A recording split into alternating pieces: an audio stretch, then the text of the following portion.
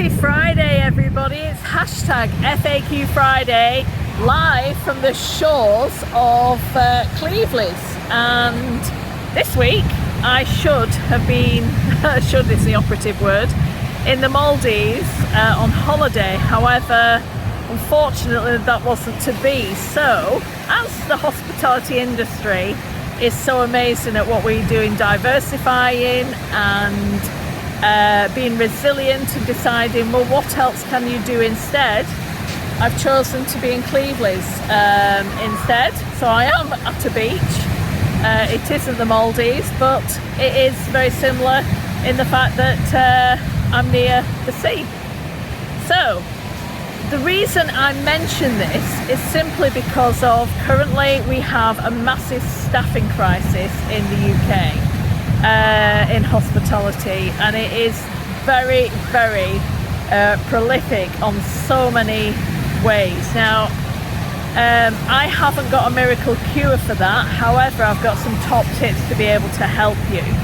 I've been working this week in different operations. Every single one of them has certain issues, but then we resolved it very quickly.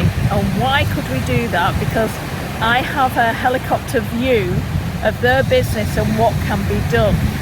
So, for example, there's some businesses where staff are working from early morning till late at night because they haven't got the staff to cover. However, if there was an ability to get somebody in to train and develop their team, or put it out there, anybody who's worked there before, if it's possible. I'm not going to say if somebody's got a policy that says no, we're not doing that, that's fine. But if anybody on the days off from other operations can help out, or for example, if you can have a word with local colleges or local schools and give somebody, like the jobs that anybody can do. So write out the job descriptions and actually look at what only you can do within your operation and what can somebody else do that will alleviate the problems, whether you hire in an assistant who does admin, or you hire freelance people who can do certain elements of the job.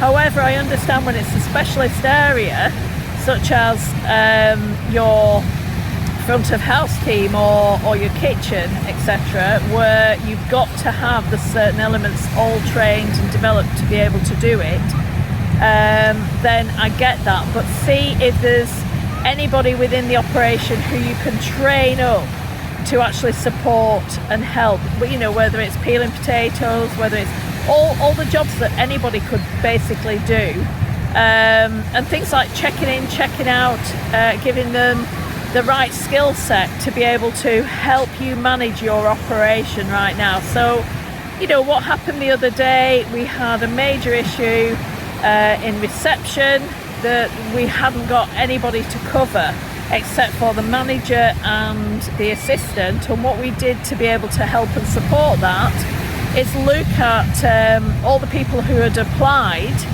And I'm not saying just take anybody on by any means, because that can be an issue. However, if you have to take 2 full-timers on or 3 full-timers on, that's what they want, when you've only got the budget for 2, then potentially, to help you out of a situation, it might be an idea. Now, this all depends on your cash flow, so whether you've got the cash flow to be able to do that. But really look at the whole operation. Step back out of the operation. It will take, a good hour to actually step back and have a look at what you can do. And you might be saying, Alison, I can't actually step back out of the operation. If you can't, then get someone like myself to have a look at it for you and alleviate the problem, because all problems can be solved. All issues can be solved. You've just got to think a different way around it, rather than work everybody 24/7 and then get more staff leaving, which is currently the issue in the industry right now, that we haven't got enough teams to come in. So what we're doing is we're actually really pushing everybody who's currently working for us to the past the limits, which is causing pressure, upset, devastation, and people are not thinking clearly at that stage. And that's understandable, because you've got to understand everybody isn't a leader in business. And I think it's really important to understand and actually develop the teams on what the strengths are, and actually treat it like a sports team. You know, a football team, for example, you know, you try different people out in reserve to see whether that would work. You know, if it's all hands on deck, then that's what it has to be. But also be very aware to watch the pressure that's actually currently manifesting in our industry, and look at the resources that you've got. Be resourceful, because any success comes from being resourceful, and use the resources well, and actually think differently to how you're being. And it's easy, you know, to say this, I get it. However, you've got to look at how you can actually support your team who are currently coming back off furlough. A lot of people are not actually used to working at the full steam ahead that they have been doing, which has caused a massive impact on the industry. And obviously look at the facilities and services that you have on offer, and see how you can possibly